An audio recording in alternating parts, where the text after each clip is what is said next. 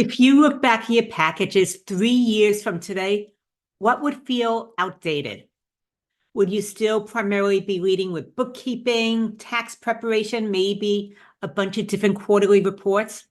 Or would you possibly be designing your services based on changes that are happening in the industry and possibly connecting with what clients are actually valuing at this point 3 years from now? So this is what I see.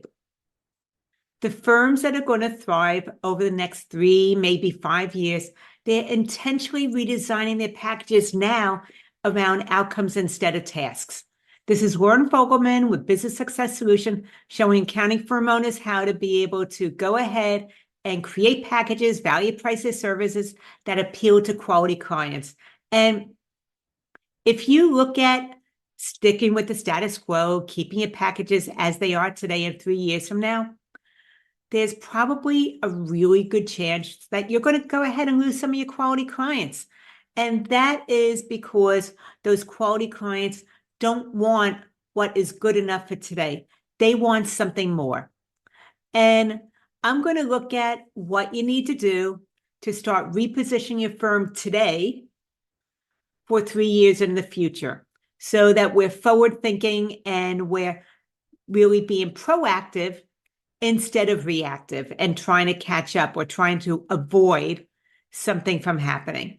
And this is going to just keep you ahead of the curve, once again, instead of getting into that knee-jerk reaction. So I'm going to go ahead and share later on what I call the Revenue Ready Review. It is a 3-step process that I do with my clients as well.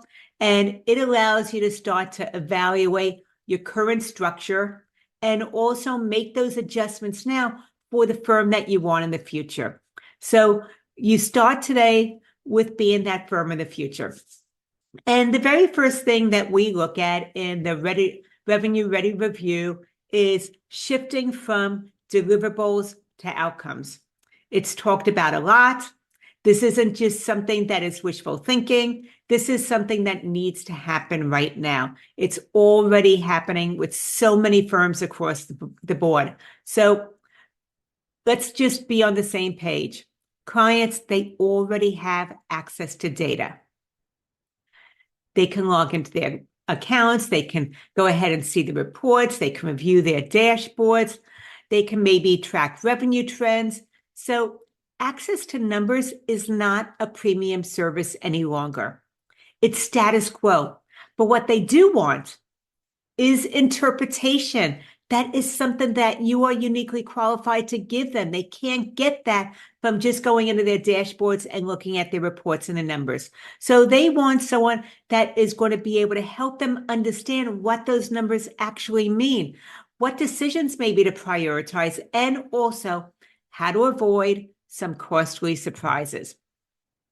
And that is something that starts to differentiate you from every other firm out there, is your approach with helping your clients achieve that.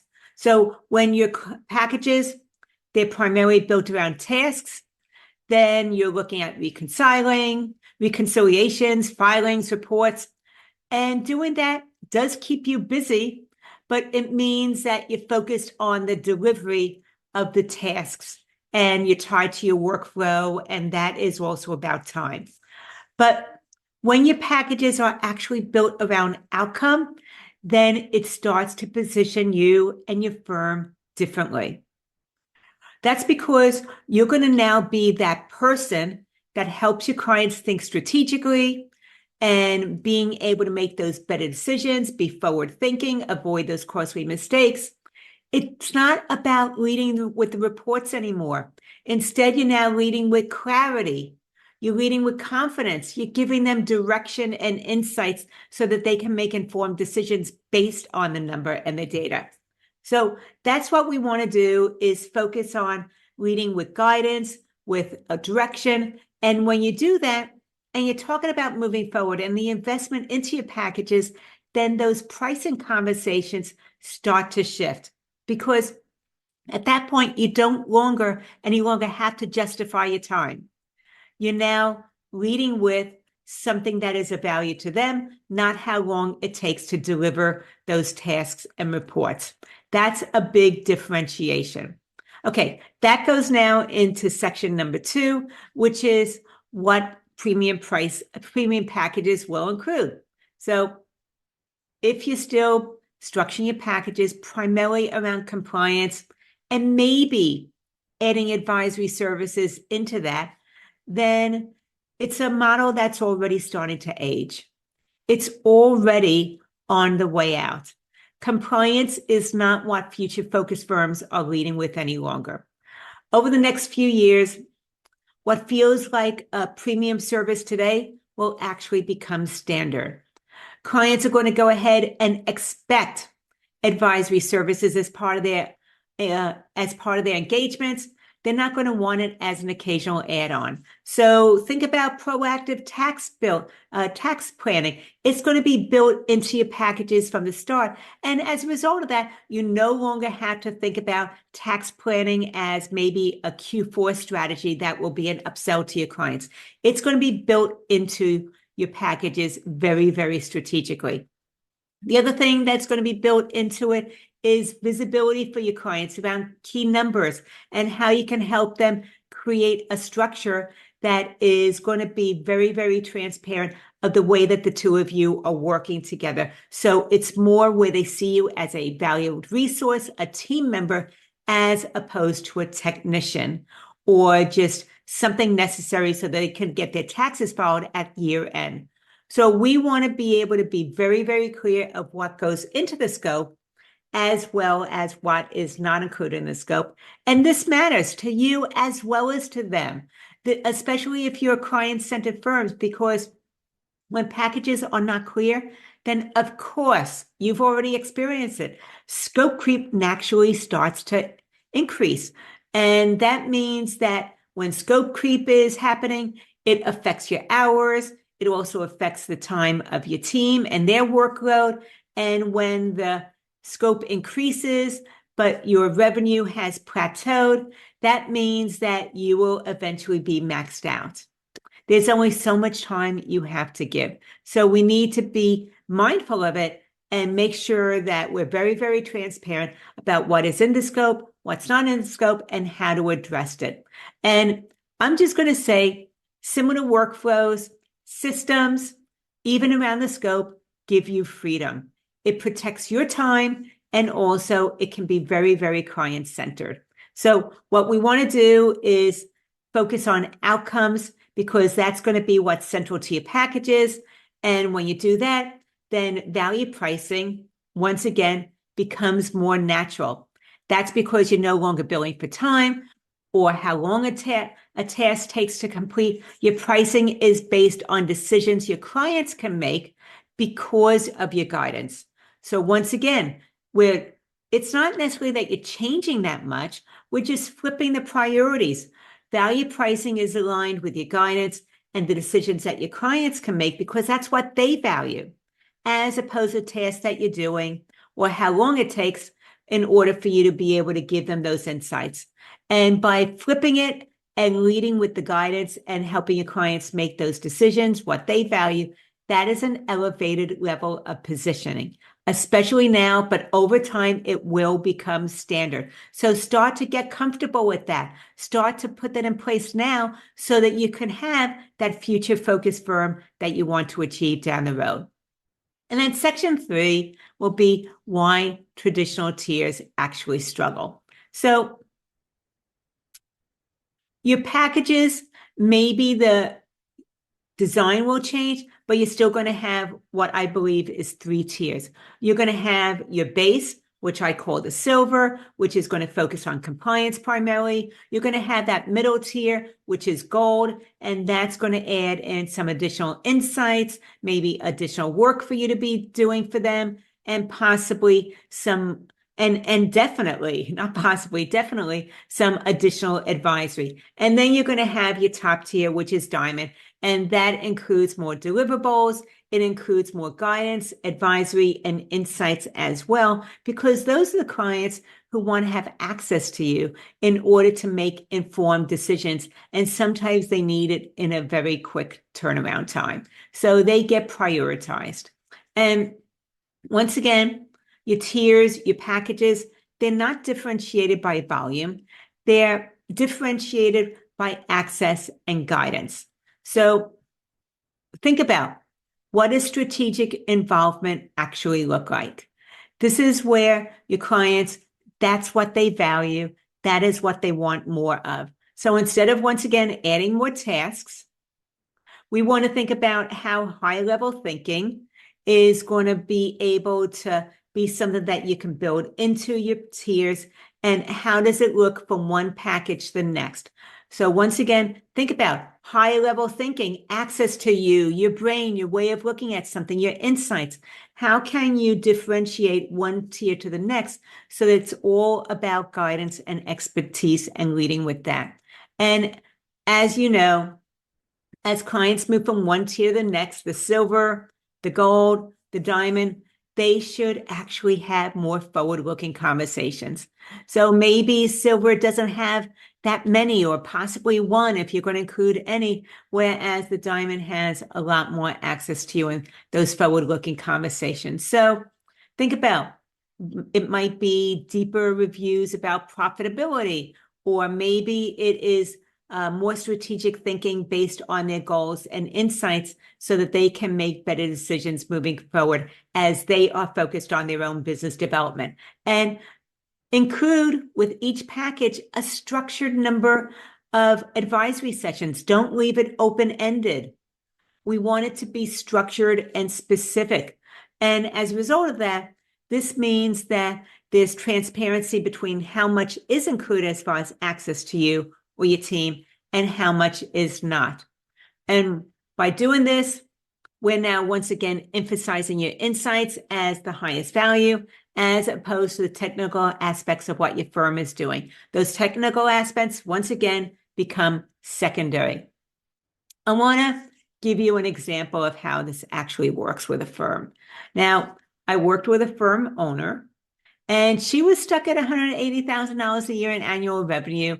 And she was actually stuck there for several years. It might go up a little bit, it might go down, but she kind of reached a plateau.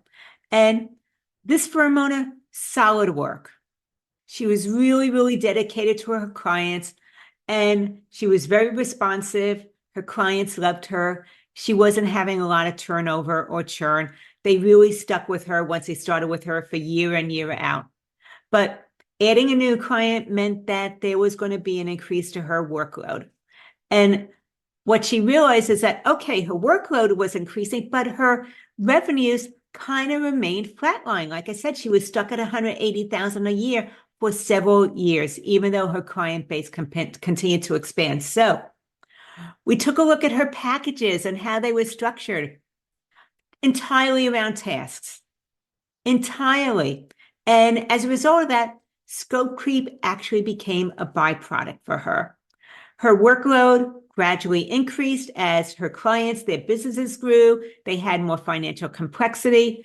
And part of that was she was very, very client-centered. She said yes to most of their requests, but she never adjusted her prices accordingly. That was something that she didn't feel comfortable talking about. She didn't know how to open that conversation. She was afraid of having a valued client leave and move on because she would be charging them more. So what we did is we once again looked at her packages. We went ahead and structured them now around outcomes instead of tasks. We went ahead and actually built the advisory conversations she was actually having with clients into every single tier of her packages. We clarified boundaries. We went ahead and rewrote her descriptions of each packages. And as a result of that, it was now more client-centered to focus on what the client had to gain as opposed to the tasks or the time involved. And also her pricing reflected those outcomes. It was value priced as opposed to time-based. And because that, within 6 months, she actually increased her revenues by $60,000. She reduced her workload by 8 hours a week. And she was able to bring on 2 premium clients who were ideal for her firm without actually increasing any marketing efforts. And it was proportional as far as revenues go to what she was doing for them. So she was able to finally break through that plateau. She had a breakthrough. It was very, very significant for her. So once again, nothing dramatic changed as far as her level of expertise. But what she did do is adjust her service packages to reflect her expertise instead of her technical skills. So if you're wondering where you might need to begin, then here is the framework that I mentioned before that I take clients through. First of all, we want to reveal. We want to look at your current packages, and I want you to ask yourself whether they're structured around your tasks, or are they structured around what your client gains? Because a lot of times the descriptions of how you talk about your packages tend to be tech heavy and focus too much on what you're doing for them instead of the benefits and the outcomes they gain because of what you're doing for them. So look at your packages and also how you're describing them. And then after that, we want to go ahead and restructure each tier. We want it to be based on meaningful outcomes that actually matter to your clients. And as a result of that, you can actually shift the focus of the packages each tier without having to add any additional services. By doing that, it repositions what you're already doing and it leads with value. And then the third thing is repricing. Evaluate now where your fee reflects the outcome, or is your fees primarily connected to the time it takes to deliver the work. So we want to look at repricing. Are your prices connected to value and outcomes, or are they connected to time and deliverables? So if you're able to do that, then you want to think about, do your fees actually reflect the value that your clients receive? Because so often an indicator of underpricing is that the value of what you're delivering so far exceeds what you are charging for them. So think about how many increments is the value of what you're delivering higher than the fees that you're actually charging for that service. And to think about underpricing, it's usually a structural issue within your firm. And when you're underpriced, then it actually limits your firm's growth. So it has a cascade of different outcomes that it keeps you from being able to move forward. It limits your time. It is going to limit your revenues. And as a result, it limits your firm's ability to scale and scale. So once again, you're going to have some clients that are going to reach out to you. They're going to make some requests. They're going to want something additional. Here is how you want to respond. You want to say something like, that's outside the scope of what we agreed to, but we can go ahead and talk about what you want to achieve and outline options as to how you would like to add that in if that's what you want to move forward with. So that is a very, very client-centered, clear, professional way to respond to those out-of-scope requests. Once again, that's out of scope of what we agreed to. I can meet with you. We can talk about what you want to achieve. Then I can outline some options. And if that's something you want to move forward with, I can show you how we can make some adjustments to add that new service in. Now, I realize anytime you might be thinking about talking with a client about expanding the price, increasing the price because the scope expands, it might feel a little bit uncomfortable to you. You don't want to, the thought of raising your fees might sound good in theory, but you might be concerned once again about losing clients. Totally understandable.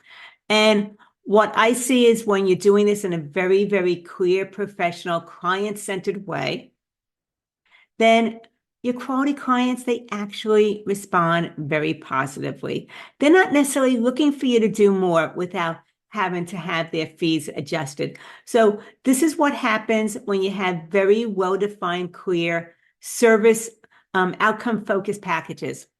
And when you're able to do that, you're able to set some boundaries because it's already transparent in your packages and how to adjust things when they ask for those additional services, then your clients are comfortable with agreeing to the additional investment. And they understand that they are investing in your expertise, not just taking your time and your technical skills for granted.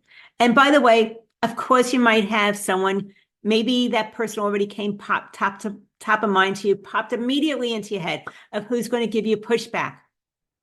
And I just want to say those clients, and you know who they are that are going to give you pushback, they were already stretching your time thin, and they were also stretching your margins thin. So having them maybe move on is not the worst thing that could happen, because you might have already secretly been wishing that they would have moved on anyway. This is a way for them to gracefully bow out and move on. And as a result, it often opens up capacity for you to bring on a client that is a better fit for your firm moving forward and really appreciates what you have to do. So once again, think about your future self 3 years from now. Review your current packages. What would you notice? And when you're doing that, just open up a sheet and have 2 columns. What do your packages currently deliver? And what are the benefits to your clients? And start to gain that awareness about what your packages say you deliver. Is it heavy on the tasks and the technical side of what you do? And as a result of those technical things, what are the benefits to your clients? And how much advisory is already built into this? And where do you think that clients would actually value and appreciate and benefit from more insights from you? So once again, there's going to become a gap in those 2 lists between the tasks that you're delivering, what your current packages say about you, the benefits to your clients. We want to be able to close that gap in order to start to have your packages be more future focused.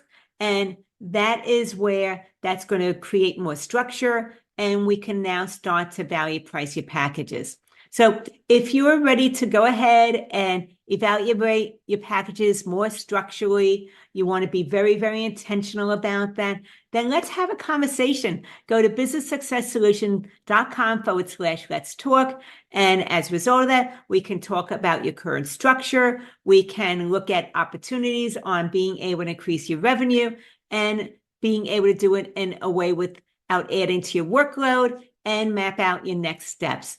So I would love to hear from you, what you took away, what you resonated, what you would like to have more of, and realize the future of the accounting profession, as well as your firm, leads with value and protects your time. And you don't have to wait for 3 years. You can start building it into your firm now. So don't wait, get ahead of the game, be proactive, and it's going to make a difference for you, your firm, as well as your clients. This is Lauren Fogelman with Business Success Solution, showing accounting firm owners how to be able to double their revenue working half the time.